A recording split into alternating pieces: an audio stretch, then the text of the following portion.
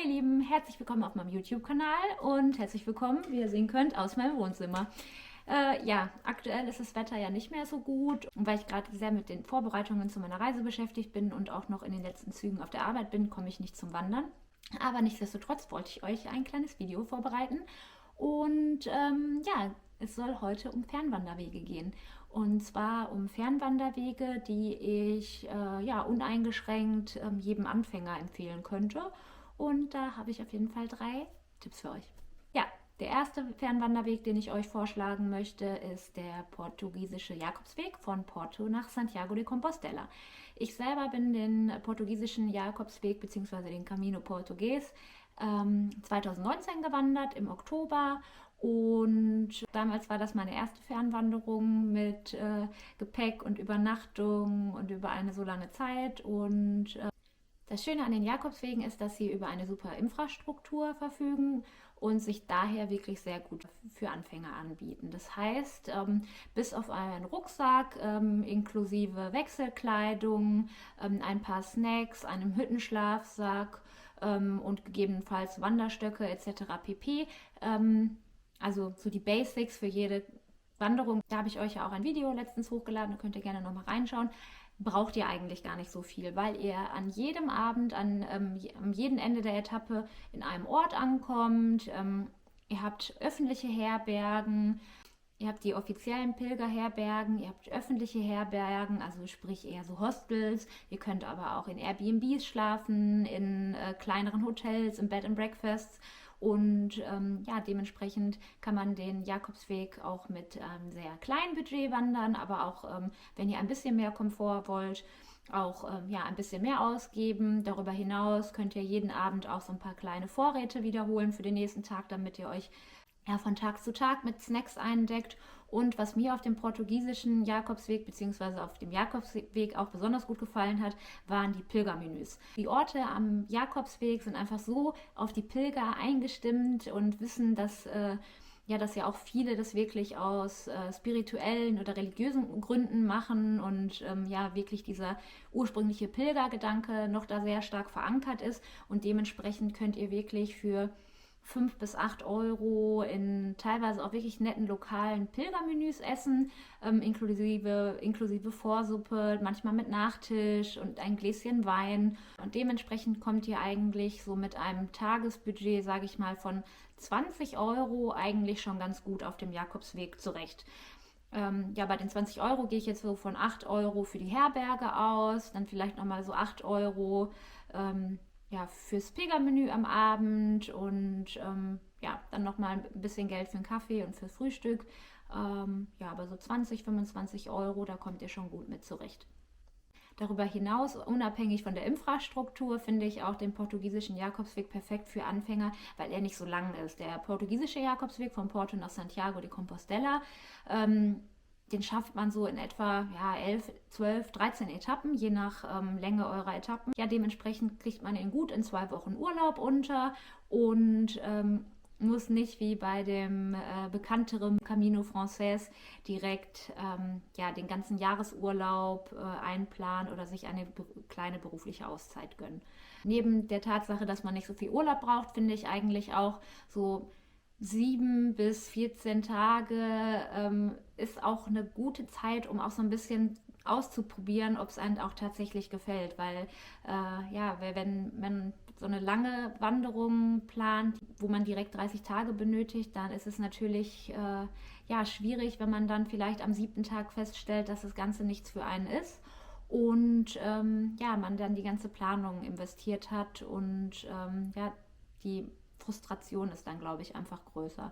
Dementsprechend kann ich den Jakobsweg in Portugal mit seinen, ich glaube, 240 Kilometern gut empfehlen, weil er sich dadurch halt perfekt eignet. Darüber hinaus ist das Terrain auch nicht sehr anspruchsvoll, also auch für Wanderer, die nicht so extrem fit sind oder ne, wie gesagt, die nicht so erfahren sind, ist er durchaus geeignet, weil es gibt nicht so viele Etappen oder nicht so viele Stellen, wo ja viel Höhenmeter auf euch zukommen. Teilweise führt er auch auf längeren Strecken auch auf der Straße bzw. auf asphaltierten Wegen. Das liegt einfach daran, dass damals, als die Wege entstanden sind, natürlich nicht so viele Städte da waren wie heute. Und ja, deswegen, also heute ist es ein bisschen urbaner, aber das ist wiederum auch, wie ich gerade schon gesagt habe, auch einer der Pluspunkte, weil ihr wirklich ständig an einem netten Café vorbeikommt. Ihr kommt an Supermärkte vorbei, ihr könnt abends immer in einem vernünftigen Hostel oder in einer Pilgerherberge schlafen und könnt vernünftig einkehren. Ja, dementsprechend hat das Ganze natürlich Vor- und Nachteile. Ein paar Hardfacts zum portugiesischen Jakobsweg werde ich euch jetzt hier gleich mal einblenden, sodass ihr auch nochmal nachlesen könnt, wie viele Kilometer er tatsächlich umfasst. Ja, wie gesagt, das ist mein erster Tipp für euch. Als zweiten Weg möchte ich euch die Lechquellenrunde in Österreich empfehlen. Die Lechquellenrunde ist eine Hüttenwanderung im Vorarlberg in Österreich und insgesamt schläft man in 5 Hütten und ist 6 Tage unterwegs und bietet sich daher auch gut für Anfänger an, ja, weil auch diese Wanderung nicht übermäßig lang ist und auch nicht unbedingt komplett schwer oder überfordernd. Und was ich da auch noch sehr positiv empfand, als ich sie gewandert bin im vorletzten Jahr im Sommer, dass diese Wanderung auch nicht so überlaufen war. Ich selber bin den E5 noch nicht gewandert oder eine andere Alpenüberquerung oder Hüttenwanderung, aber man hört immer sehr viel, dass ja diese bekannten und etwas größeren und längeren Alpenwanderungen immer sehr überlaufen sind und dementsprechend ist das auch so ein bisschen mein Geheimtipp für euch, ja, weil die Lechquellenrunde einfach nicht so überlaufen ist und ja, man daher genug Zeit hat, um für sich alleine auch so ein bisschen die Natur zu genießen, aber nichtsdestotrotz man nicht komplett allein unterwegs ist, man trifft natürlich immer wieder neue Wanderer. Und auch morgens und abends in der Hütte hat man genug Zeit, sich mit anderen Wanderern ja, gewisserweise anzufreunden und ins Gespräch zu kommen, sich auszutauschen und gegebenenfalls auch die ein oder andere Etappe zusammenzulaufen. Auch hier blende ich euch jetzt hier auch nochmal ein paar Informationen zu der Lechquellenrunde ein, sodass ihr da auch nochmal nachlesen könnt, wie viele Kilometer ihr tatsächlich zurücklegen müsstet, wie die einzelnen Hütten heißen und unten in der Beschreibung werde ich euch auch nochmal verlinken, wo ihr die Hütten buchen könnt. Was man bei einer Hüttenwanderung beachten sollte, ist, dass ihr euch auf jeden Fall mit dem Gedanken anfreunden solltet, dass ihr gegebenenfalls den einen oder anderen Tag nicht duschen könnt, beziehungsweise nur Katzenwäsche mit kaltem Wasser machen könnt. Damit muss man auf jeden Fall rechnen, wenn man eine Hüttentour macht und dass man die ganze Zeit seinen eigenen Müll mitnimmt. Die Hütten sind teilweise so remote gelegen, was mir auch sehr gut gefallen hat, sodass ja, sie keine Möglichkeit haben, den Müll der einzelnen Gäste tagtäglich zu entsorgen, sodass man seinen Müll 7 Tage mit sich mitschleppen muss. Aber das sollte eigentlich kein Problem sein. Auf meinem Instagram-Profil habe ich damals, als ich die Wanderung mit meiner Schwester gewandert bin, ganz viele Instagram-Stories gepostet. Das entsprechende Highlight werde ich euch unten auch mal verlinken, da könnt ihr gerne mal reinschauen, so dass ihr euch einen kleinen Überblick über die Hüttenwanderungen verschaffen könnt. Und genau, dann komme ich auch schon zu meinem dritten Tipp, nämlich dem West Highland Way. Ja, wie sollte es auch anders sein? Den West Highland Way bin ich ja dieses Jahr erst im Juni selber gewandert und ja, kann ich euch auch auf jeden Fall extrem empfehlen. Meine einzelnen Vlogs, wenn ihr da noch mal ein bisschen näher nachschauen wollt, verlinke ich euch nochmal hier oben. Ansonsten findet ihr die auch in meiner Wander-Playlist. Und ja, der West Highland Way, der ist auf jeden Fall einfach landschaftlich ein sehr, sehr schöner Wanderweg. Und ja, ähnlich wie der portugiesische Jakobsweg besticht er einfach auch so durch seine super Infrastruktur. Ihr könnt ihn mit dem Zelt wandern, ihr könnt wild zelten, ihr habt an jeder Etappe die Möglichkeit, in Hotels zu schlafen, in Bed and Breakfasts zu schlafen. Teilweise gibt es Hostels. Ihr habt wie auf dem Jakobsweg die Möglichkeit, einen Gepäckträgerservice zu buchen, sodass ihr rein theoretisch den West Highland Way auch nur mit Tagesrucksack wandern könnt, wenn ihr keine Lust habt, so viel Gepäck mit euch mitzutragen. Ihr habt abends die Möglichkeit einzukehren, ihr könnt in den Pub, aber ihr könnt euch auch selbst versorgen. Unterwegs sind 1, 2 Möglichkeiten, wo ihr einkaufen könnt. Dementsprechend ist der West Highland Way wirklich für ja, die unterschiedlichsten Gruppen von Wanderer geeignet. Warum ich auch diesen Fernwanderweg für Anfänger super empfehlen kann, ist auch hier die Tatsache, dass man mit 7 Tagen eigentlich super durch den Weg kommt und auch hier ihr nicht Angst haben müsst, dass ihr euch direkt für 3, 4 Wochen verplant und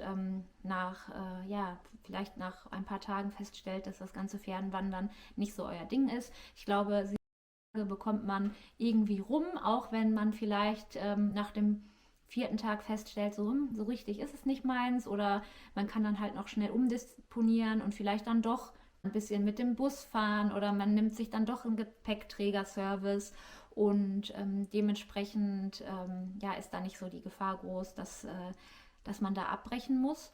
Und außerdem ist auch hier die gute Infrastruktur durchaus hilfreich, wenn man zum Beispiel, wenn man noch Anfänger ist, einen wichtigen Gegenstand vielleicht vergessen hat oder nicht an ihn grundsätzlich gedacht hat, oder man zu wenig Snacks eingeplant hat, zu wenig Essen eingeplant hat, oder der Schlafsack, den man mitgenommen hat, doch nicht für das Wetter ausgelegt ist, dann kann man schnell umdisponieren und dann vielleicht doch in einem Hostel schlafen oder unterwegs das ein oder andere Teil auch noch nachkaufen. Solche Sachen sind natürlich auf so Fernwanderwegen, auf dem einen oder anderen Fernwanderweg nicht so gegeben. Wenn ich jetzt zum Beispiel an den Kungslegen denke, ich selber bin ihn noch nicht gewandert, aber der macht für mich sehr den Anschein, dass er ja sehr remote ist und man sehr lange Strecken immer wieder nur in der Natur ist, und wenn einem dann da auffällt, nach ein paar Tagen, dass das eine oder andere Teil vielleicht kaputt gegangen ist, nicht das hält, was es verspricht, oder ihr einfach mit einem Gegenstand nicht klarkommt oder ihn vergessen habt, dann ist es natürlich da nicht so einfach, schnell an einen anderen Gegenstand zu kommen. Aber das ist auf dem West Highland Way und auf dem portugiesischen Jakobsweg gar kein Problem.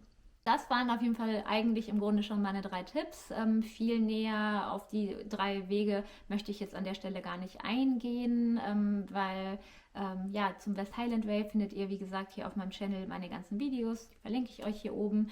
Und die Hüttenwanderung und auch den portugiesischen Jakobsweg, den verlinke ich euch unten mal in Form meiner Instagram Story Highlights. Da hatte ich meinen YouTube-Kanal noch nicht. Und ansonsten könnt ihr mir ganz viele Fragen da lassen. Da freue ich mich, wenn ich euch helfen kann. Warum ich diese 3 Fernwanderwege so empfehlen kann, ist natürlich, weil ich aus meiner Perspektive spreche und ich diese 3 Fernwanderwege unter anderem gelaufen bin. Und für mich hat das halt auch super funktioniert, dass ich erst den Jakobsweg gelaufen bin, dann die Hüttenwanderung und dann jetzt in diesem Jahr dann mit dem Zelt in Schottland unterwegs war, weil ich mich so halt immer so ein bisschen steigern konnte. Und das ist auch eine Sache, die ich euch grundsätzlich empfehlen würde. Fangt klein an, sucht euch einen Weg raus, der eine gute Infrastruktur hat. Da werdet ihr wahrscheinlich auch ein bisschen mehr einpacken, als ihr eigentlich gewollt habt. Dann habt ihr schon die ersten Learnings nach eurer Wanderung. Dann könnt ihr euch im nächsten Step an eine Fernwanderung machen, die vom Terrain her ein bisschen anspruchsvoller ist, wie das bei mir der Fall war, nämlich die Hüttenwanderung. Und danach könnt ihr euch dann vielleicht auch schon an eure erste Trekking-Tour mit Zelt oder Wildcampen machen. Und so kann man sich immer gut steigern und kleine Fehler machen, aus denen man lernen kann, ohne dass man sich in gewisser Weise in Gefahr begibt oder in brenzliche Situationen. Das waren auch schon meine 3 Tipps für euch. Diese 3 Fernwanderwege kann ich euch empfehlen. Lasst mir gerne mal Kommentare da, welchen der Wanderwege ihr schon gelaufen seid oder welcher der 3 Fernwanderwege vielleicht bei euch auch demnächst anstehen. Da freue ich mich, wenn ich das lesen kann und euch vielleicht auch noch den einen oder anderen Tipp geben kann. Und ansonsten wünsche ich euch einen wunderschönen Tag und bis bald. Tschüss!